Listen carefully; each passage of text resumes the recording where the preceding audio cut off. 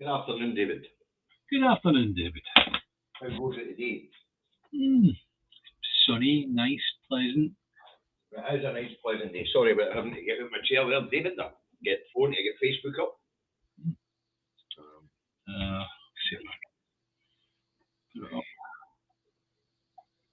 Next, you're going to start. Right, okay, let's get Facebook up. Hi, Alison. Hi, Duncan. Hi, Jim. Bit of feedback here, David. Sorry, mate. Hi, Duncan. From the sound there. There you go. Got it. That sound off, aye? Aye, yeah. Good. Anyway, where we go? Hi, Chris. Hi, Mags. Robert Erskine, Ruth Guthrie, Fiona Miller, Stuart Mackay, Rosemary Cuthbert, Stephen Nichol, Eddie Wolfe, Sandra Miller, Fiona Allen, Robert Erskine, Steve Nichol, Lee Hughes, James Lindsay, The Last Braveheart, Scottish Independence. Was that John? Was actually John the van driving legend and still a driving god? Oh dear, wonderful. Right, everybody. What's the figures like? Let's look. 71. We'll get a couple more seconds, then we'll get on about it. Go on board, guys. If you see that somebody isn't there that you usually see on, give them a bell on Facebook or whatever, and see if they can get on board. Right. We're quite nicely. Let's go on with this. Aye. So, first discussion today. First thing we're going to discuss today is Sinn Féin's landslide election win in the Northern Ireland Council local elections. Absolutely unbelievable. Sinn Féin are now the biggest party by councillor across Northern Ireland. I'll put a couple of maps up in a minute to show you the significance of it. Right, but anyway, Sinn Féin now has 144 seats, and that was plus 39. The DUP have got 122. They didn't lose nor gain. The APNI is at 67 seats, and that put on 14. UUP is doing 21 seats. SDLP is doing 20 seats, and others doing 12 seats. Okay. Well, I mean, looking at this, has it opened the door of Stormont even half an inch? No.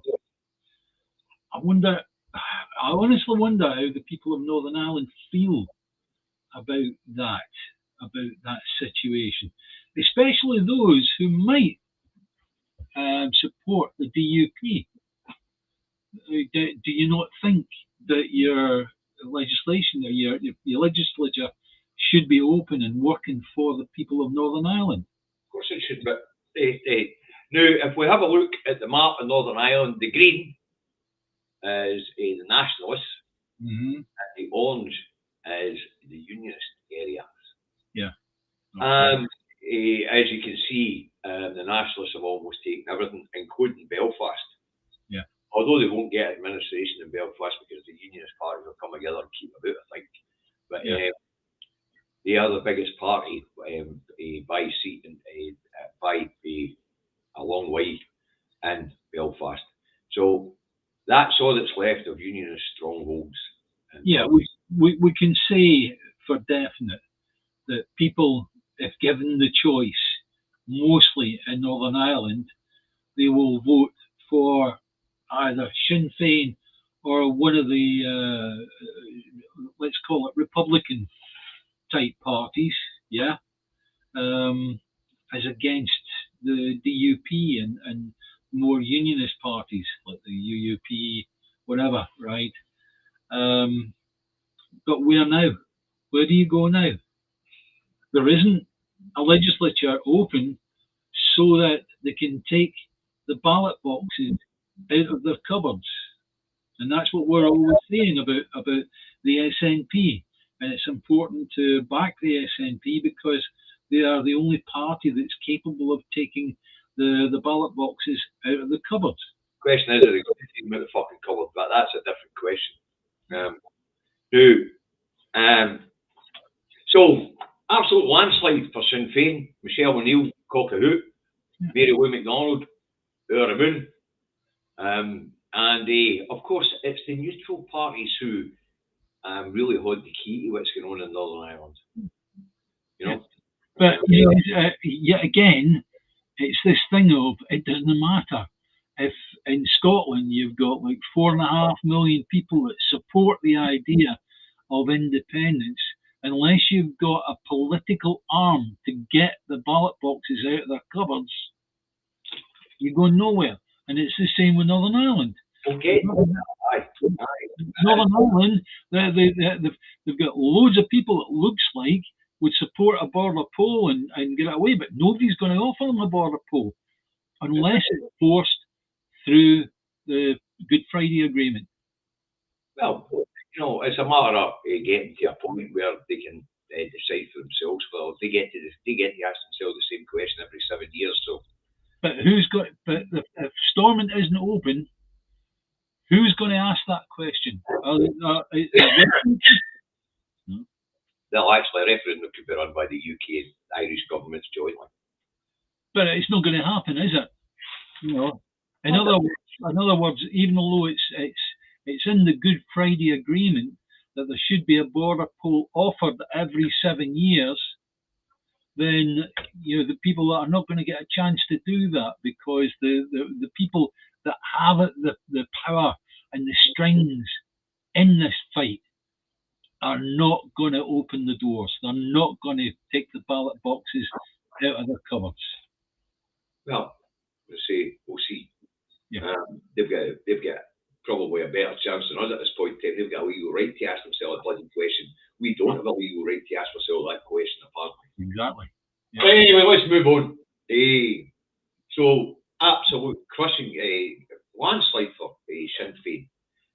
And it could just be the turning point for politics in Northern Ireland. It could get... No, but again, the question is, how do you get that turning point? No, it could well be a turning point in Northern Ireland. Mm-hmm. It could be the point because, as you said last week, David, the unionists keep picking up their ball and saying it's my ball. Well, guess what? Westminster's not looking at it that way anymore, and neither do the people in the province looking at it that way anymore. So, it could well be that Westminster will force the Parliament open. You know. How they do it, I don't know. Yeah. Either that, of course, they run the province jointly with Southern Ireland, which is what's in the Good Friday Agreement. Right, moving on. Mere Tory sleaze and mere Tory crap. This time, Suella Braverman was done for speeding last year, and it would appear she tried to use the civil service to get her a private course. You know, you can take your 3 points in there, and you can go to speed awareness court. It's a public thing. You show up with other offenders, you do your speed awareness course, and you don't get the points for your licence. Well, Suella tried to get the civil service to arrange a special one just for her. And that was misusing her position in public office. So we now have a situation where Braverman may well have broken the ministerial code again, and it's being referred to the Rishi Sunak's ethics advisor. Yeah. For deliberation and, of course, for an outcome. The ethics advisor is Sir Laurie Magnus. The question is, will he hang around long enough to pass judgment, or will he take one look at this and say, here, there's my ticket, I'm out of here? The most important thing to remember in this is Rishi Sunak's a political lightweight. He cannot stand up against any of the big, hefty figures within his own party. Suella Braverman is that purely and simply because of the backing of the ARG that she's got. So you have to understand, he's going nowhere with this. He might make the noises of talking to this guy over whether it was was that really cricket, right? No, but does it matter in his party's eyes? No, it doesn't matter. Suella Braverman, if she was going to be sacked, she'd have been sacked long before this. She's going. She's been sacked when he put her into office. Yeah, that's right. Mental. Um, So, mere Tory sleaze and scum. So, no surprise there, is there? No. You know, the best way to get rid of Cruella at all is through Scottish independence. Well, we're not going to date with the Labour government, that's for sure, because Starmer's not going to get back in anything that the Tories have done. He's made that quite clear. He's getting us all ready for a continuity government which is going to carry on doing the exact same as what the Tories have been doing. Do you think it's possible that Lisa Nandy could end up as the Labour Home Office Minister? You know, because she's very, very right wing. You know what I mean? Aye. She advocates beating the shit out of people when they go to the ballot box, apparently. That's right, yeah. You know, how do you deal with Scottish independence? You beat the shit out of them if they try and have a vote on it. I do wonder if Starmer will think, oh, she's a perfect fit for Cruella. We can't bring Cruella across, but certainly we could bring somebody that's a bit like her.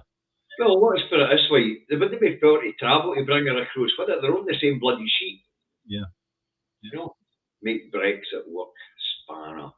Keep small votes out, spanner. Yes, exactly. Yeah. Wow. Continued economic austerity, spanner. And that brings us on to Starmer. Yeah. Speech at the weekend. Why don't you tell us who he was talking to? Yeah, basically he was talking to the ambulance people and giving his future for the NHS. And I'll tell you what I put up at the time. I put up, the heading of it was the Tory plant. Starmer at that time this morning in the speech said, the NHS is not sustainable unless we make serious, deep, long-term changes. That's my politics. Reform for new renewal, national missions for the common good, and NHS fit for the future. Imagine if that speech was made at the Tory party conference, what would you all be thinking of it? Starmer is a Tory masquerading as Labour. He knows that it's the Health and Social Care Bill 2012 that's causing the damage to the English NHS. Even knowing that, does he think repealing that bill would be a fantastic start? No, not in your Nelly. He's a Tory. The NHS in England can be fixed with a simple repeal of a bill designed to destroy it.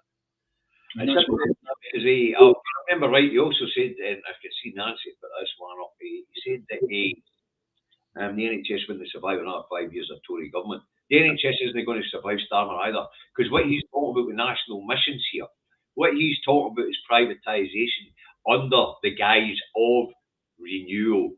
Yeah, he's talking quite openly about private units to try and shorten the waiting times, right? Now, if you can do it with a private unit, you can also do it with a public unit, right? So in other words, the normal NHS. Yep. All you've got to do is change how things are done. Does this guy think we're all putting up the back? Yes. He must do. He does. He especially thinks the people in England button up the back. I'm sure they don't. The people in England are going to vote for him, even though they know they're voting for another Tory. People in Scotland are going to vote for him. And that's the bad truth. Because a lot of people in Scotland, the largely non-politically minded Scottish, well, you might not agree with me, David, but and this is something we do disagree with. The election, David, it doesn't happen. But I do believe that the largely non-politically minded Scots will go, oh, we need to get rid of the Tories. And they'll think, how do we do that? Right, we'll vote Labour. No, that's not the answer. Listen, it always amazes me the way you underestimate young people. You know, like a job in England. David, do you know something? You know where that comes from? When I was told prior to 2014 by the unionists, the silent majority will win it. and the silent majority did win it, and that's what's left me with a bitter taste in my mouth. That's a fair enough statement, David. Yeah, but like you say the same thing every time, and it doesn't happen. The swings will went back Labour. No, at the end of the day, I hope that the people of Scotland have got the they've got the knowledge and all the rest of it to be able to vote for, say, the SNP or Greens. I'm sure you seen the poll last weekend. After an initial dip with this carry on with the finances in the SNP, they actually recovered 2 points, and Labour went backwards for 2 points in the last. That's good. That's a wee move, and it's lovely to see that. But yet again, warning, caveat, right? Caveat emptor, right? Guys, if you know anybody that's looking to vote Labour, please talk them out it, all right? Aye, please talk them out it. Which brings us on to Starmer continuing the civil war in the Labour Party by having another go at the left by banning Jeremy Corbyn for standing as an MP. Jeremy Corbyn must be the only Labour MP, only Labour Party member who's not allowed to put himself forward as an MP. The only one. So, of course, Jeremy's constituency said to Labour, get it up, you Starmer. And they selected Corbyn anyway. So as a parliamentary constituency for the Labour Party, it could well be getting special measures shortly.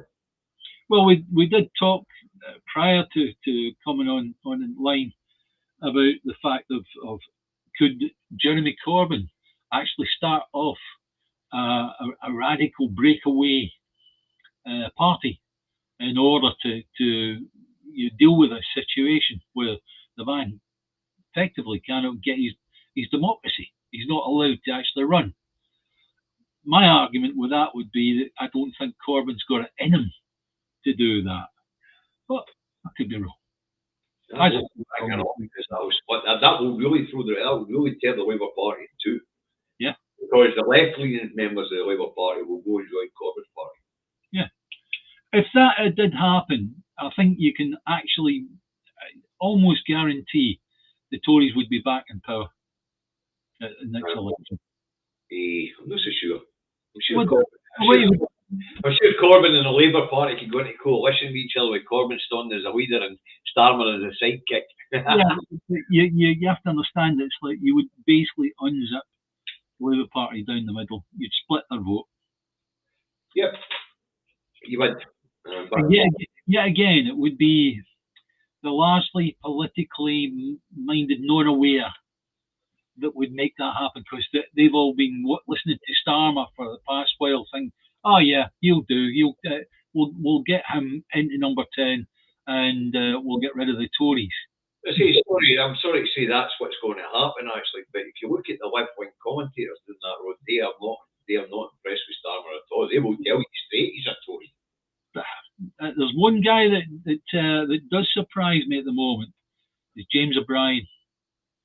He is supporting Starmer, and it's like, him. I would have thought he would have had more political knowledge, more political, like stuff in the back of him to go, no, this guy's wrong. This guy's all wrong.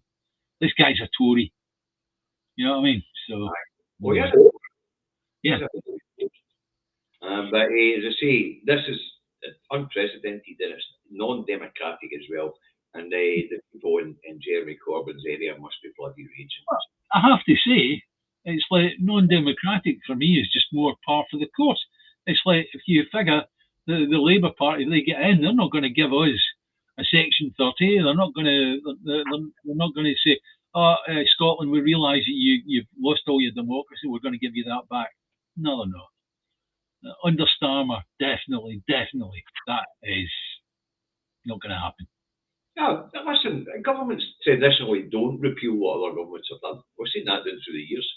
Sometimes they'll tweak it a wee bit, but they don't really repeal it. But anybody that knows what these bills do and how they actually operate, especially the health and social care bill, somebody like Starmer will know exactly what the score is there. So therefore, logically speaking, he would repeal specifically the Health and Social Care Bill 2012 after having put back in place how the NHS used to work. But he's not going to, because that would mean the UK government having to take responsibility for health in England and Wales again, and they ain't going to do that. Ah, okay. I appreciate for them it might not be a good thing, but they're supposed to act on behalf of the people. That's right. Aye. Well, the people in England have to understand that the 2012 Health and Social Care Act down that road took away the UK government's responsibility for their health and social care. That's right. That's what that bill was designed to do. Take away the responsibility for the people of England and Wales's health responsibility for the government. Simple as that. And put in place the situation where the money followed the patient. Yes. And therefore it gave an opening to privatised healthcare to be able to push patients towards other private healthcare units and get money out of the system. So every time a Tory Prime Minister or whoever said, we're going to give another 15 billion to the NHS, what they actually mean is they're going to put 15 billion behind the patients and allow the private, the doctors that are in the private practices to say, right, okay, we're not going to send you to an NHS unit, we'll send you to this privatised unit and they'll do a much better job for you. They'll get a kickback, a commission, and the private healthcare unit will get the work, thereby starving the NHS of the work and the money. Aye.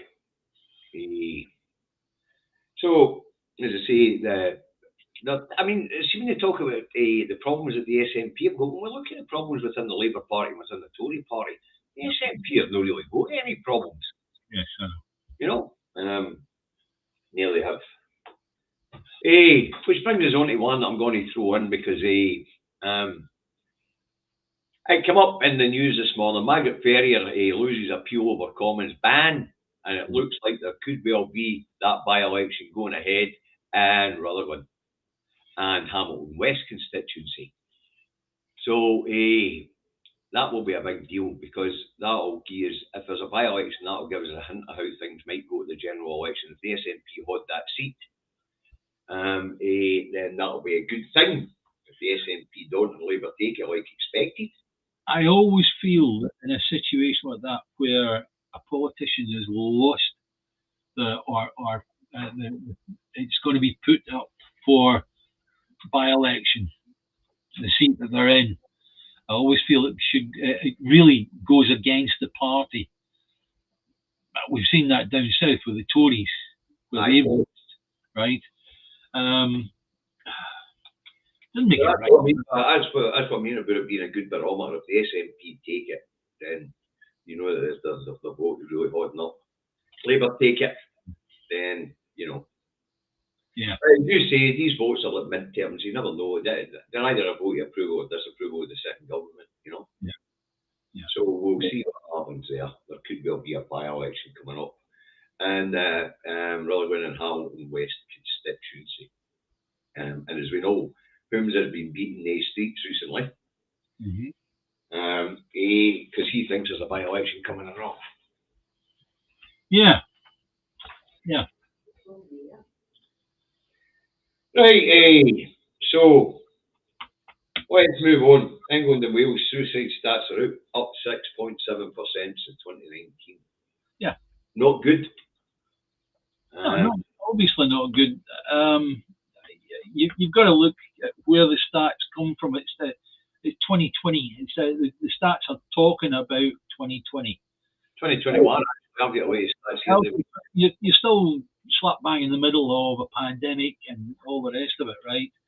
And I don't know.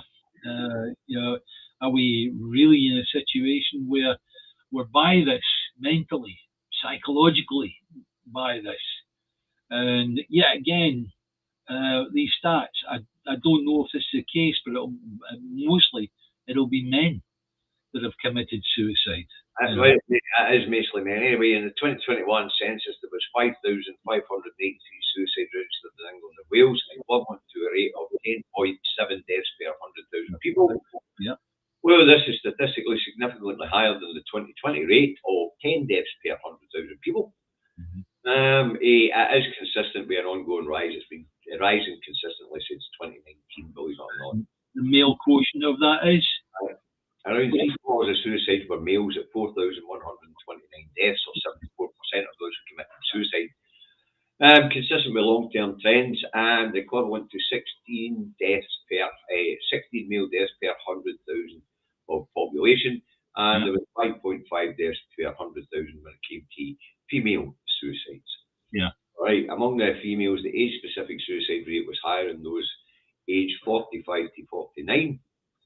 While amongst males, it was highest in those aged 50 to 54 in that age group. Yeah, yeah.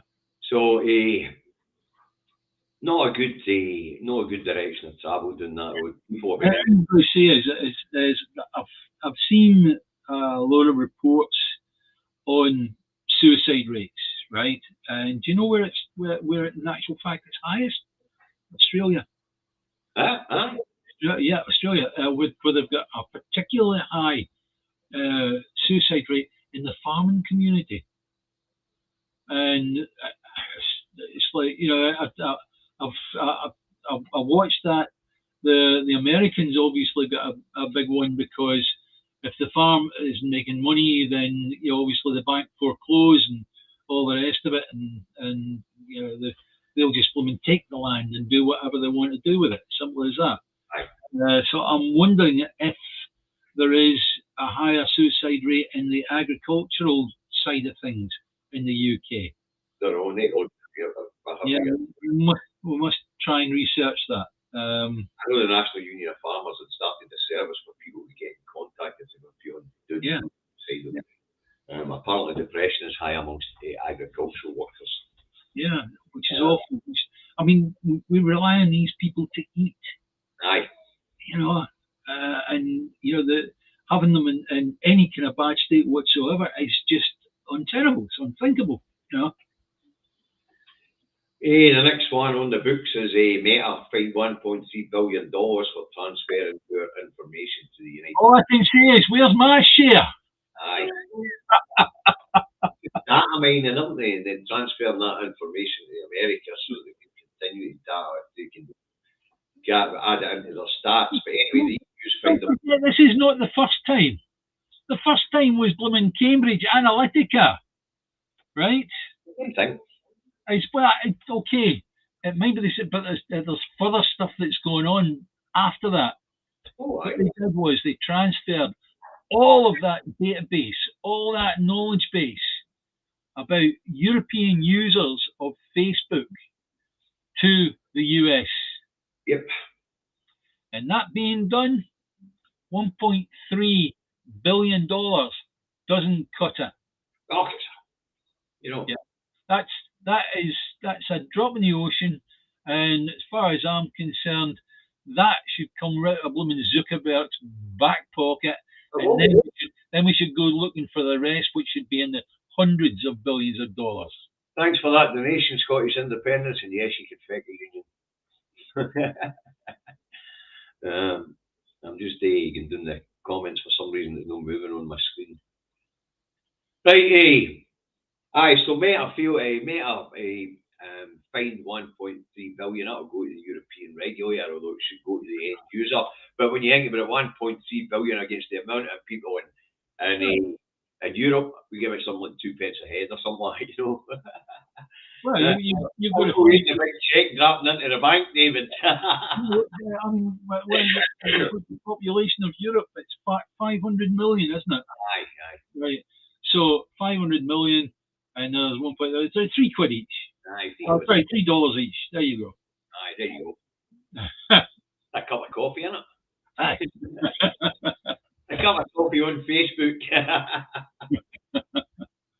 But it's they're doing it, there's data mining, it's just out of hand and we all contribute to it, of course, by the stuff that we post, and we got these stupid test your intelligence tests and all that crap. It's all data mining. Exactly. Exactly. It always amazes me. If I'm talking to you on the phone about something, or something you're going to purchase, or I'm going to purchase, next thing your social media content's full of that rubbish. Yeah, well, I saw one just yesterday, right? Right, I'm bored. Fill this in if you can. Do you like eggs? Do you like kidneys? Do you like green beans? All the rest of it, right? And it's like, it goes down that. Would you believe there are people who do an analysis on you as a human being as to what your likes and dislikes are? Okay, I don't know how that works out with your political likes. Maybe if you like kidneys, you're not going to vote the SNP ever, right? Yeah, I don't know, right?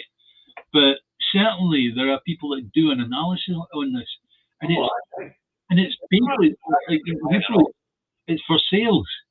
For example, I've got a Lidl's app on my phone. They track exactly what I'm buying. Yeah, correct. Yeah. And by the supermarket. Yeah, and by buying in Lidl's, you give them permission to share that information. Yeah. We'll get to the SNP special conference towards the end. Thanks, Lenny. That's very generous of you. We'll get towards the special conference towards the end. We'll get a few more subjects. Nathan, we'll get there. Right, so here we go. So Meta have been data mining and transferring that information to the States so that we can find for it. Right. Junior doctors in Scotland offered 14.5% to try and avert strike action. BMA to ballot members on that amount. They're looking for 30-odd%. This is less than half of what they're looking for. And it's a deal over 2 years, meaning it takes in last year and this year as well. The problem as I see it is that if the doctors take it and go, right, we'll run with it, right, and put a time limit on it, put a sunset clause on it, we will accept this for the next year and then come back after a year. Maybe that's fair enough, I don't know. But the young doctors are being used because if you look at any NHS unit like the Queen Elizabeth Hospital, with the Southern General, it is the young doctors that make that go along with the nurses. The older doctors, the ones that are the more established, the consultants, all the rest of it, right? They use the young doctors to actually make up their time. Aye. Simple as that. You know, it's like, oh, why are you getting me involved with Mrs. McGlumford's feet? Well, let young Jimmy do that. You know, it's simple as that. And then he can come and talk to me if there's a problem, you know. Well, as I say, I don't know whether they'll settle for that, whether they'll be able to avert the strike action, but at least they're running the table trying. Yeah. You know? Yeah. But we could find ourselves in a situation like the boat in England at the moment where there's ongoing strike by junior doctors. And of course, as we all know, junior doctors take up an awful lot of the strain in the NHS. Yes. You know? Yeah. With the retail. An awful lot in the NHS. And these men and women that make up the young doctors, these are the ones that are having to work maybe 2 or 3 shifts and they go and sleep for a few hours in a bed somewhere in a cupboard in the actual unit they work in. And that's no good. I mean, if you figure out what these people actually get paid, it's a bit like me. I've worked for companies in the past where you are salaried, but you're salaried properly. What I mean by that is that you work round the clock. They can ring you any time of the day or night to go and solve a problem, right? And it means that what you're actually getting is like twopence halfpenny per hour because of the amount of time you're having to work.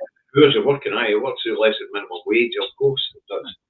You know, these guys are on 78-hour weeks, as I say, they take up a lot of strain in the NHS. The other thing that's happening is young doctors, junior doctors here are looking at it and going, no, I'll go to Australia, I'll get a better deal than that. So are they entitled to it? Yes, of course they are. Mm-hmm. Yes, of course they are. But the problem is, at some point, as David keeps saying, you've got to look around and say, if we do that, look around at your mates. Who's going? Who are we getting rid of? Aye. I said that at the beginning of this round, the public sector private talks, didn't I? I said people are going to lose their job because everybody rightly wants an inflation busting pay rise. It's just it's not in the budget. The Scottish budget wasn't adjusted for inflation by Westminster. Sure. Yeah. So on top of that, the energy cost rises. Yep. No, absolute disaster.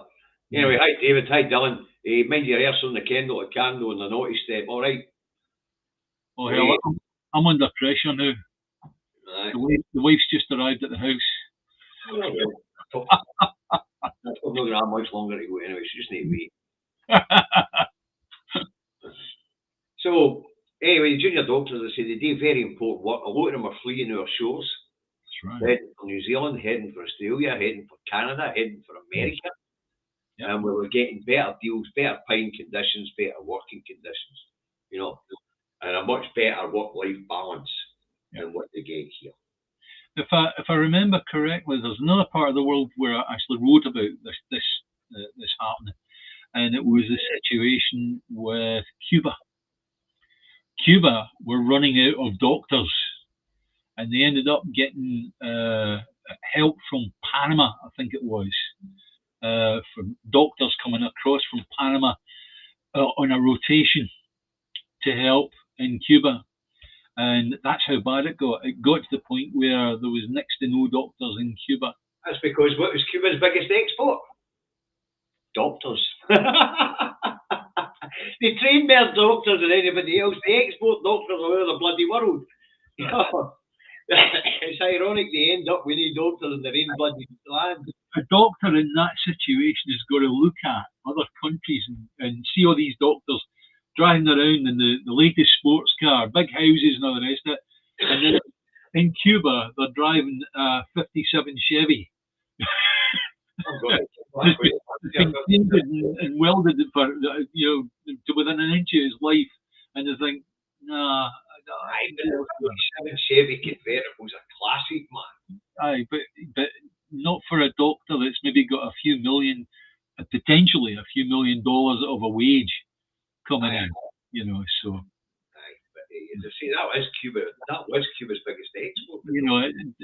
Do I want a Chevy convertible or do I want a Bugatti Veyron?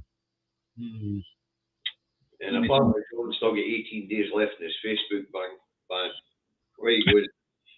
Right, Michael faces 150,000 court fees over Frenchgate, and his 4 constituents try to get him booted out as an MP. Remember the case? Yeah, I had to look back on it to try and find out what it was about, because it's that bloody long. We all talked about the time about Alistair Carmichael lying his face off over this thing. He called a liar by the judge and getting halfway to technicality, otherwise, but who he kicked out of that seat. And in actual fact, a very, very unusual situation where you actually 4 of his constituents took him to court over it. That's because they couldn't get enough for a recall. They could get enough for them to sign a petition for a recall. They could have ran a by-election. Yeah.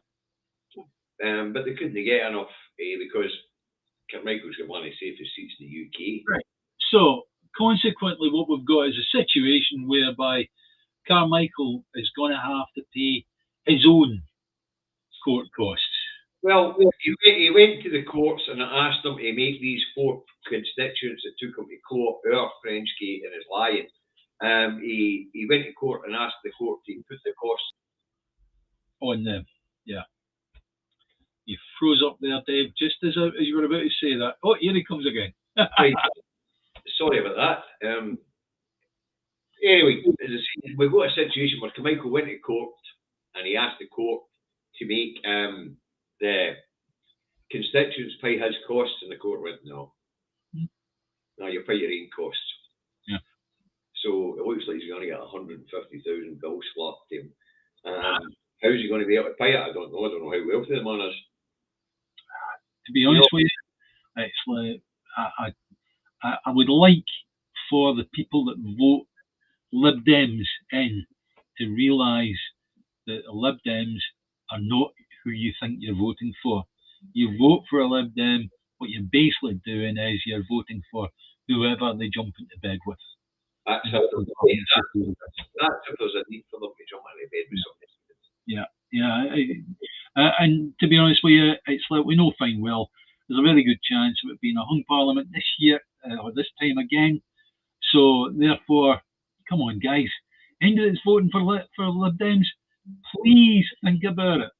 And I've actually got good friends that have voted Lib Dem, and I've tried to talk them out of it. You know, I had actually one good friend in my past who became a Lib Dem councillor. You know, Mulgai area, you know, and it's like, to be honest with you, it's like, that's just blooming daft. You know, anyway. Right. The Lib Dems is a wasted vote here in Scotland. Yeah. So it is.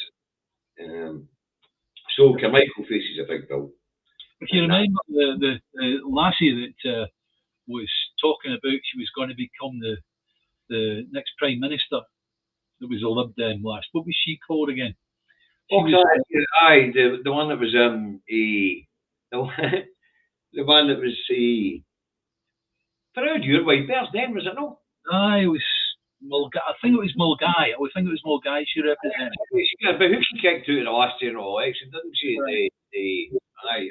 Can't remember her name, which is bloody relevant anyway. Didn't even win a seat. And for a leader of a political party not to win the seat that they're in is difficult, because then they've got to choose a different leader. Which they did, Sir Ed Davey. Yeah, Sir Ed Davey, there you go. There's another Sir, another Knight of the Realm. Another safe place, man. Exactly. Right, okay. And on to the last subject, because it's the big one. Yeah. After Mary McCallum's appearance on a Question Time, where she said the SNP are getting a plan B in its Section 30 order or nothing, there seems to be an awful lot of pressure thrown onto the hierarchy exactly. of the SNP, and now the special conference is back on. And it's causing a bit of stooshy with the date they've picked for it. But, you know, that's the way it is. The party's going to have this conference to have a look at a way forward. Well, my reaction was on the night that this was on Question Time, I actually put up a call for an emergency conference, right? I eventually had to stop people from commenting on it, because I had certain people that were arguing, we don't need a special conference. We should always be back in the SNP and what they're doing and the, you know. My point to them was at the time, look, let's not have a discussion now. Let's have a discussion where it's supposed to be at a special emergency conference. Well, it's back anyway. It's back on for the 24th of next month, so I'll be on the party convener this. Unfortunately, guys, I won't be there. I'll be on holiday. Unfortunately, you'll be on holiday, and I'll have to miss the Stirling March because I'll be going to the conference. So I spoke to you this morning to get my delegates passed so to do it. Yep.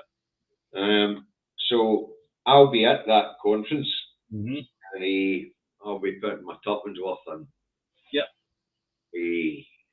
As I say, the way I see it, as it should be, no, how I think this should be played out here is the general election should be used as a mandate to hold the Scottish plebiscite election just after the general election. That's the way I see it. The reason you're saying that is because it is expected that the SNP will not gain the number of votes to carry it forward right across Westminster. Look, we gained 51, 53% of the Scottish electorate, so therefore we won it. So what is being expected is we'll definitely win the number of MPs going back to Westminster. Yep. So in other words, that is more than 31, I think it is. And that then would give us the mandate to be able to hold a Scottish plebiscite for independence. Aye, the reason why I would prefer it to be a Scottish plebiscite election is because EU nationals got a vote. Yeah. The 16, 16 17. and Yeah. 17-year-olds get a vote. Yeah. And what you do is you carefully word the Westminster manifesto. You very carefully word it to make sure that it's a single issue, and the single issue is holding the Scottish plebiscite election right after the Westminster election. Yeah. You know, so give us a majority of MPs, and we will give you a Scottish election. Give us a majority of MSPs. Give us a majority of pro-independence MSPs, but you carefully get everybody to word their manifesto the same way in the Scottish plebiscite election. And you word it to say if you give us a majority of MSPs, then we'll declare. You'll notice that we have changed. I feel the same way as David does, right? Okay. We have changed our direction on this. At first, our direction was, no, let's go in and shout about a Scottish plebiscite, and that's it, end of. We run it October, whatever. And now we can't, because we know for a fact we're not going to get a majority of actual votes, more than 50% of votes from the Scottish people. Well, I don't know. I think we might in that Scottish plebiscite election. I think we might. But might doesn't cut it, does it? But what I do know is that we the restrictions on the next Westminster election, but a lot of people not going to be able to vote. That's right. I mean, we know for the stats down that road. I mean, there's the Essex area, right? Yep. Now, there's 4 councils in the Essex area, right? And in total, there was 2,225 people turned away because they didn't have proper ID. 745 of them, I think it was, come back with proper ID. The rest of them didn't get a vote. You know, and that's just one council area. And so it's 2 council areas in one county. And Rees-Mogg did say that he was unhappy about that, the fact that their strategy had blown back in their faces. Because if an elderly person gets to the polling stations and turned away, they didn't go back to the polling station. Yeah. You know, I don't know if a lot of effort for some people to get to the polling station to start with.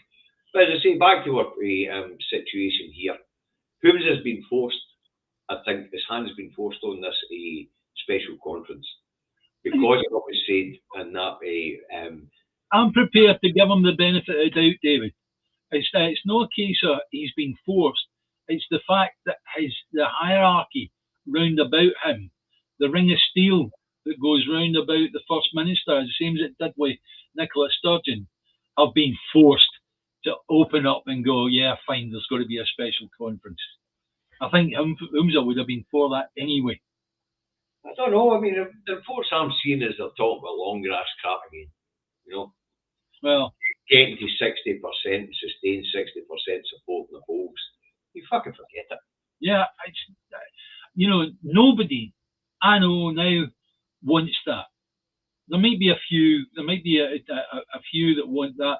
Oh, let's stick with Nicola's strategy of we'll build it up to actually take them to court or something like that. Nonsense. Ain't going to happen. Ain't going to happen. The gold standard that Nicola Sturgeon talked about, and anybody else that cares to talk about that, it's a load of hooky. It really is. The gold standard's never going to happen because both the Tory and the Labour leaders know and understand that Scotland is a cash cow, and they will not let Scotland go under any circumstances. So therefore, they are never going to give a Section 30 order to Scotland and the people. No, there's never. There's no one coming for Starmer. There's no one coming for a Tory. So there's going to be a different route. Yes. I mean, I noticed the wording in the BBC article with Keith Brown was that we need to find a way forward for a legal referendum. Well, we know the answer to that one already. You had it under international law. Sir Mark Egwell tell us this. Mark Weller. Yeah. Oh, sorry, Sir Mark Weller, is it? Yeah. He tell us this. We can legally hold it under international law. yet again, it's a case of, right, who gets the ballot boxes out of their cupboards? In this case, we're going to run under national law, then it'll be you getting ballot boxes out. No, but hear me on this, right? You've got the United Nations. Somebody puts, like Mark Weller, who was the constitutional expert for the United Nations. He goes back to his opposite numbers in the United Nations, goes, look, these guys in Scotland, they deserve a referendum. Can we give them one, right? Now then, United Nations have a wee meeting with other countries. And eventually it comes out as a majority that yes, we should help Scotland to have a referendum. Right, okay. Where does it go from there? The United Nations orders the United Kingdom to allow Scotland to get the ballot boxes out of the cupboards. Is that what happens?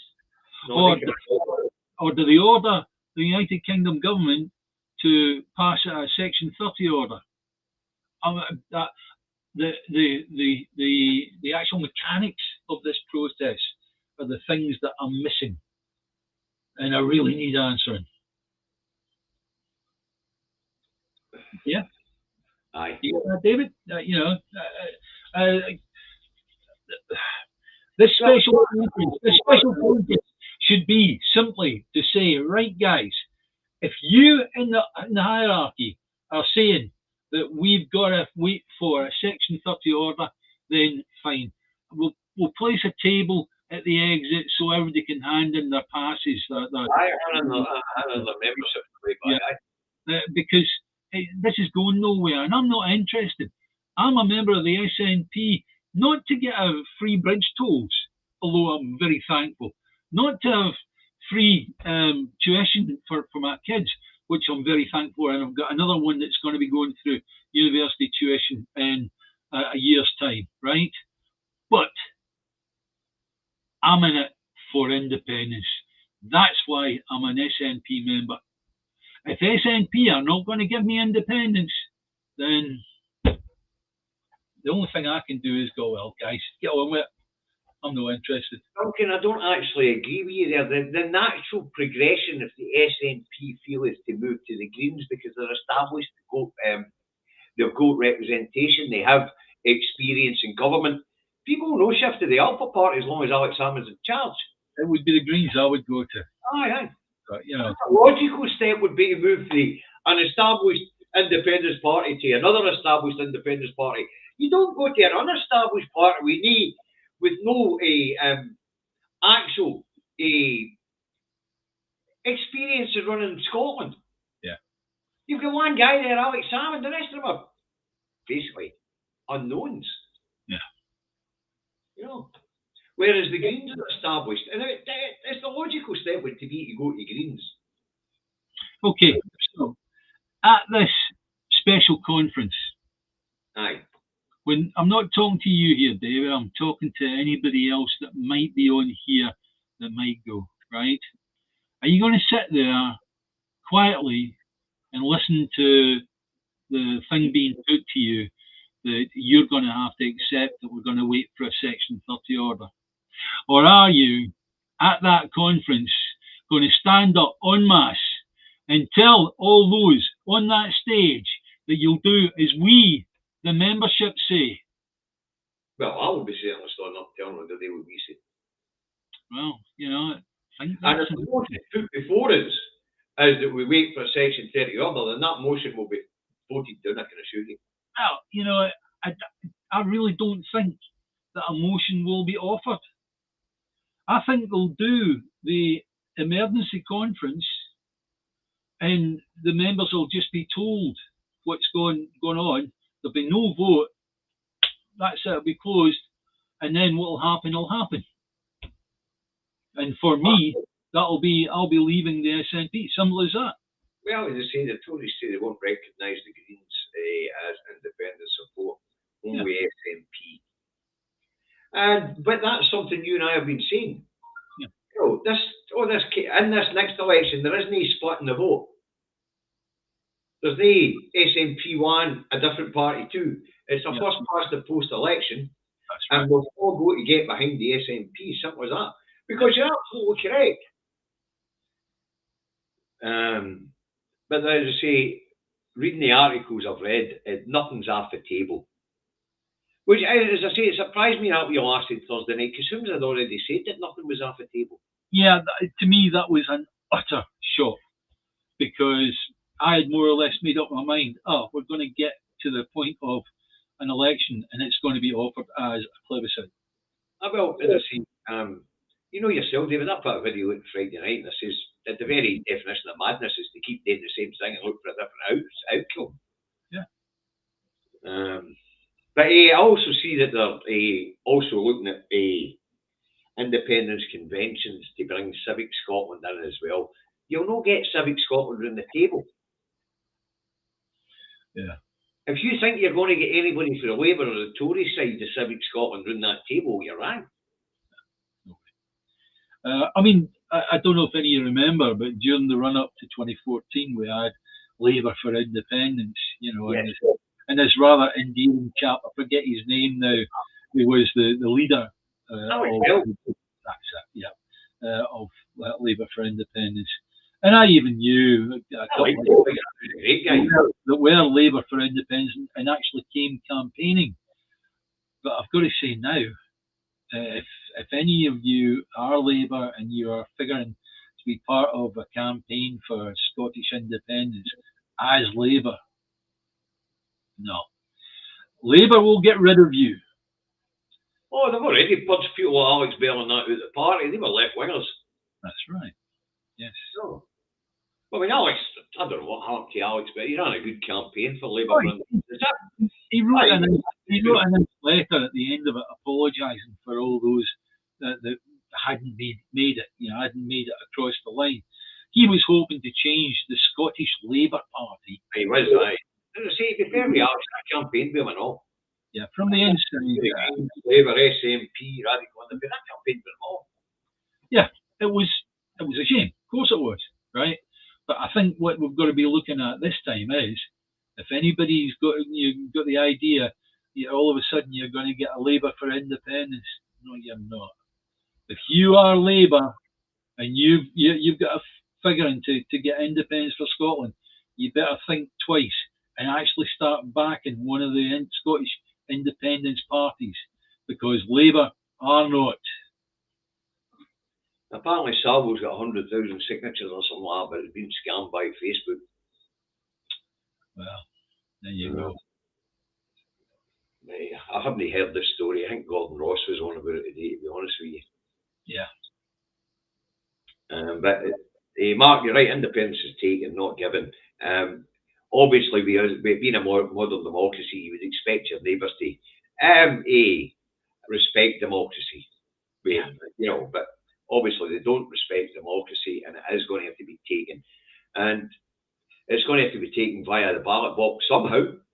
Yeah. And that's what we'll be arguing about. The UK has become an undemocratic, fascist construct. And John's telling us that 300 domains bought by spooks, fake Salvo sites. How do you know that, John? Well, apparently Gordon was reporting on this one. I haven't seen Gordon Ross's report, so yeah. I'll have a wee listen to it later and find out. But as I say, I'll be pushing at the conference for my mandate in the Westminster election to hold a Scottish plebiscite election. I think we've all got to be very, very realistic and use a lot of common sense. Who do we expect to open the cupboards wherein the ballot boxes reside? Is that going to be Alba? Is it going to be the Greens? I mean, anybody, right? No. The only party that we can rely on in Scotland to actually open those cupboards, get the keys out of the drawer and open the cupboards, is SNP. That one far enough with a crap we open keys and get ballot boxes out of the cupboard. Right, yeah. That one far enough. David, hang on. However, At the moment, nobody's getting the ballot boxes out of the drawer, out of the cupboards, because at the moment, SNP are effectively saying, oh, no, we're going to beg and plead for a Section 30 order from now until you all die. Well, for now, until they browbeat them into again, which will be in 20 years' time. Well, what's interesting, here's a wee start for you folks, it's interesting. Traditionally, down through the years, as people got older, they become more and more right-wing. They seem to drift towards conservatism as they get older. Well, guess what? It hasn't happened it hasn't happened for the last 30 years. People have generally got older and stuck to the left side of politics. That must worry the Tories. I've got a cleaner. What's that going to do with politics? That's going to do with relative welfare. That don't make me a Tory, no. Oh. No, it doesn't make you a Tory. It just makes you lazy, you faker.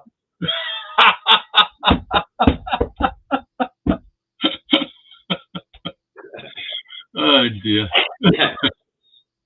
Right, so that's who we're up, folks. I hope you found it interesting. I hope you found it informative. As I say, special conference is on, probably because of pressure that was put on. As you see, David and I went with Dinger after question time. We get back into our MSPs and MPs. And David's right. If the SNP don't go forward on this, and I've already said this, I said if the SNP don't go forward on this by the end of this parliamentary term, like promised, they're a busted flush anyway. Yeah. You know. And that's what we as SNP members need to make them very aware of, and the fact that the membership will dissolve overnight because people are just they're pissed off now. David, I'm dying away back to my life. I've given her 25 years. I know that people are pissed off with it now, and you can imagine the people that are pissed off are still the ones that are going, no, we'll keep with the SNP, fine. But eventually, if it comes out, no, guys, we're not going for this. We're going to wait until a Rishi Sunak or a Keir Starmer gives us a Section 30. It's away. Don't be daft. I think Stephen funds it at the day. That would be the price of coalition. We know that. Listen, Labour are going to coalition with the Tories. Are probably going to coalition with the SNP, Stephen. Get a grip. We're going to have to do this by ourselves. Stephen is a very effective communicator. He's also, I saw a clip of him on the other day there, and he comes across as a really, really nice bloke, and I can see in the future him being a real driving force in an independent Scottish legislature, right? But at the moment, what he needs to realise is the Labour Party are not playing, and they're never going to play. No, he is. He's kidding himself on if he thinks that the SNP would be proper name up and they'll honour a Section 30 order. They'll get into bed with the Tories before they get into bed with us. Right. Now, Keir Starmer will be going, well, we've got such and such to the vote. Let's give Rishi a phone call. Right, anyway, let's round this one up, David, because that's what we're on. Hope you found that interesting. Hope you found it informative. If you're on YouTube, please hit the like button and subscribe.